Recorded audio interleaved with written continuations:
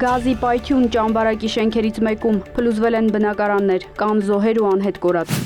Սահմանազատման վերաբերյալ այս պահին որևէ գործընթաց չկա, Տավուշի մարզպետ։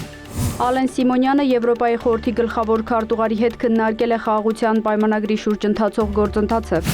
Ագրեսիայի դեպքում Միացյալ Նահանգների կորուստներն ավելի մեծ կլինեն, Իրանի պաշտպանության նախարարություն։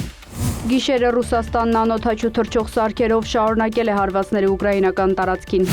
Ուկրաինական անօդաչու թռչող սարքերը հարձակվել են Տամբովի վառոդի գործարանի վրա։ Ուկրաինա է վերադարձվել 1212 զոհված զինծառայողի աճուն, ռուսական կողմին էլ փոխանցվել է 27 մարմին։